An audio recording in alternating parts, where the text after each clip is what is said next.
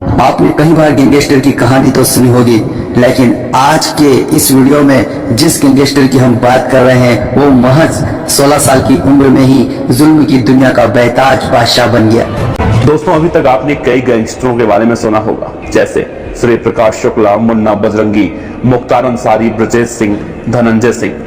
लेकिन सब लगभग उम्र की उस दहलीज पर पहुंच गए थे जहां से जराइम की दुनिया में एंट्री करना बहुत आसान होता है। गैंगस्टर की कहानी बताने जा रहे हैं जो बहुत ही कम उम्र में अपराध की दुनिया में अपना नाम स्थापित करना चाहता था।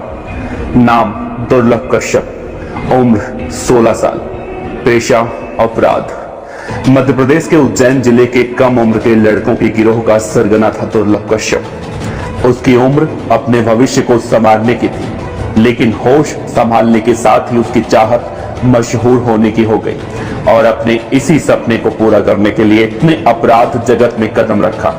और अपने इस कदम में उसने सहारा लिया सोशल मीडिया का। उज्जैन जिले के उसके जैसे सैकड़ों युवा उसके साथ जुड़ते चले गए। पुलिस को चकमा देने के मामले में उसने बड़े बड़े अपराधियों को भी पीछे छोड़ दिया था और अपराध करने में दाऊद की राह पर था।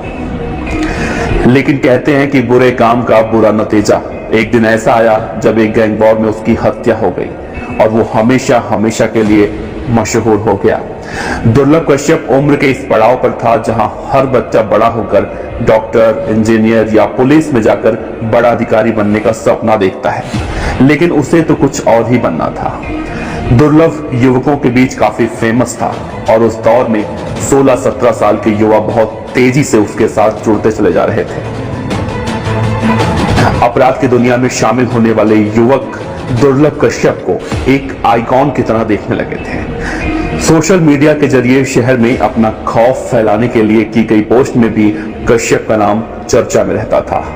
दुर्लभ कश्यप हमेशा अपने माथे पर गोल्ड टीका, आंखों में काजल और गले में ब्लैक कपड़ा डालता था। अपनी इस लाइफ स्टाइल की वजह से वो और भी चर्चित रहता था। आखिर दुर्लभ की मौत कैसे हुई, ये भी हम आपको बताएंगे। 2 साल पहले दुर्लभ कश्यप ने अपने फेसबुक वॉल पर एक पोस्ट डालकर दहशतगर्दी फैलाने का काम शुरू किया और उसने बकायदा इसके लिए रेट तय कर दिया। दुर्लभ जैसे कपड़े पहनता था, उसके गैंग के सदस्य भी ठीक वैसे ही कपड़े पहना करते थे, या फिर यूं कहें कि उसकी गैंग का यह ड्रेस कोड बन चुका था। यह गैंग सोशल मीडिया पर पोस्ट के जरिए लोगों को अपनी तरफ आकर्षित करता था।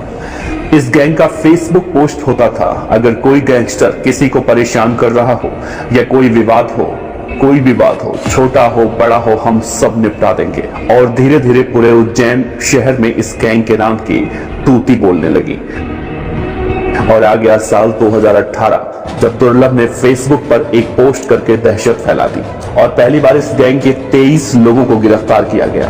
पुलिस ने अक्टूबर 2018 में उस समय इस नई गैंग के 23 सदस्यों को गिरफ्तार किया जो कि कम उम्र के थे। इसमें कुछ नाबालिग भी थे। गुंडागर्दी, मारपीट, लोगों को डराने के मामले में केस दर्ज हुआ। दुर्लभ कश्यप का फेसबुक पर स्टेटस था कि वो कुख्यात बदमाश, हत्यारा और अपराधी है। कोई सा भी विवाद हो, कैसा भी विवाद हो, तो उससे संपर्क करें। इसी के साथ इन लोगों की प्रोफाइल पर हथियारों के साथ पोस्ट, धमकाने और दहशत फैलाने वाली पोस्टें भी डाली जाती थी। गैंग के लोगों की फेसबुक आईडी का संचालन करने के लिए एक टीम बना रखी थी जो दहशत फैलाने वाली पोस्ट करते थे। इस आईडी से जेल में बंद लोगों की भी फोटो पोस्ट की गई। दुर्लभ कश्यप एक ऐसा लड़का था जो नाबालिग अवस्था में ही अपराध की दुनिया में अपने पैर आगे बढ़ा चुका था और वो न केवल आपराधिक गतिविधियों में सम्मिलित हुआ बल्कि उसमें नए हम उम्र के लड़कों की लाइन तैयार की जो उसके फॉलोअर बन गए। और इसे फॉलो करने में उसका मुख्य साधन था सोशल मीडिया। फॉलोअर्स को बढ़ाने के लिए वो सबसे ज्यादा फेसबुक पर एक्टिव था। कई बार उसने व्हाट्सएप ग्रुप भी बनाए और उसी के माध्यम से अपने लड़कों को मूवमेंट करवाना, कई जगह पर जाना, विवाद में शामिल होना, नशा करना, इस प्रकार की उसके लिए बातें आम हो चुकी थी। दुर्लभ का गैंग दिन दूना रात चौगुना फल फूल रहा था। रात के सन्नाटे में लोगों की गाड़ियों के शीशे तोड़ने से लेकर लूटपाट सब कुछ ये गैंग बहुत ही तेजी से कर रहा था। और फिर इस बारे में वहां के एसपी सचिन अतुलकर को इस बारे में खबर मिली और सबको पकड़ा गया। इस गैंग के अपराधों की हिस्ट्री इतनी थी कि एसपी सचिन अतुलकर ने बकायदा हिस्ट्री शीट भी बनवाई। लेकिन उसके खिलाफ ज्यादा मामला नहीं बना क्योंकि वो और उसके गैंग के सदस्य नाबालिग थे और उसे बाल सुधार गृह भेज दिया गया। और वो जब 18 साल का हुआ तो पुलिस ने कार्रवाई की और उसे इंदौर के जेल में शिफ्ट कर दिया गया।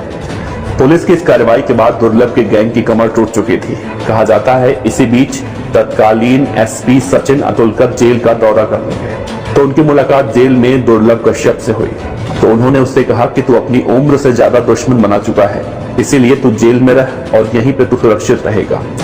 उसके बाद दुर्लभ डर के मारे 1 साल तक जेल से बाहर नहीं आया और जब बाहर आया तो फिर से उसी कांड को अंजाम देने लगा जिसकी वजह से वो जेल गया था। दुर्लभ ने जेल से बाहर आते ही 24 जनवरी 2020 को एक बीजेपी नेता के बेटे को किडनैप कर रंगदारी मांगने लगा और इस मामले में पुलिस ने 1 जुलाई 2020 को कार्रवाई करते हुए दुर्लभ गैंग के 2 लोगों को उठा लिया। जब मालूम चला बीजेपी नेता के बेटे को ये लोग मारते हैं और मारपीट का वीडियो भी बनाते हैं और धमकी देते थे कि जब तक पैसे नहीं मिलेंगे तब तक ऐसे ही चलता रहेगा। इन सबको देखते हुए पुलिस ने दुर्लभ और उसके साथियों के ऊपर 10-10 हजार रुपए का इनाम रख दिया। दुर्लभ जब जेल से बाहर आया तो उस दौरान देश में लॉकडाउन लग चुका था। तब वो इंदौर में रहने लगा और लॉकडाउन खत्म होने के बाद उज्जैन में अपनी अध्यापक मां के पास आकर रहने लगा और दोस्तों के साथ घूमना, पार्टी करना, लोगों को लूटना, ये सब कुछ चलता रहा। जेल से बाहर आने के बाद दुर्लभ अपने आप को बहुत बड़ा डॉन समझने लगा था। पुलिस की निगाहें अब दुर्लभ से हटकर और अपराधियों पर जा चुकी थी। लॉकडाउन चल रहा था, अपराध अपने चरम पर था। दुर्लभ भी रोजाना रात में पार्टी करने और गुंडागर्दी करने में मशगूल था। लेकिन वो दिन भी आ गया जब दुर्लभ का अंत होने वाला था। उस रात कुछ ऐसा हुआ जिसके बाद दुर्लभ का आतंक उज्जैन से हमेशा हमेशा के लिए खत्म हो गया। एक रात दुर्लभ अपने साथियों के साथ रफीगंज इलाके में एक चाय वाले से चाकू की नोक पर रंगदारी मांगता है और वहां से फरार हो जाता है। चाय वाला अमन उर्फ भूरा लूटने के बाद माधवनगर थाने में जाता है शिकायत करने, लेकिन उसकी शिकायत नहीं सुनी जाती। पुलिस वाले उसे डांटकर भगा देते हैं और दुर्लभ रात के 1 बजे फिर उसी चाय की दुकान पर पहुंचता है जहां पर एक शहनवाज नाम का युवक पहले से ही मौजूद रहता है। किसी बात को लेकर उन दोनों में कहा सुनी होती है और तभी अचानक दुर्लभ अपने जेब से कट्टा निकालता है और शहनवाज को गोली मार देता है। गोली लगते ही शहनवाज वहीं गिर जाता है और वहां पर मौजूद उसके साथी दुर्लभ को घेर लेते हैं और चाकुओं से 34 वार दुर्लभ पर करते हैं। दुर्लभ को गिरता देख उसके साथी पहले ही भाग जाते हैं, जिसका परिणाम ये हुआ कि जराइम की दुनिया में अपना नाम कमाने की चाहत रखने वाला एक 20 साल का दुर्लभ गैंग वॉर में चाकुओं के 34 वार से मारा गया।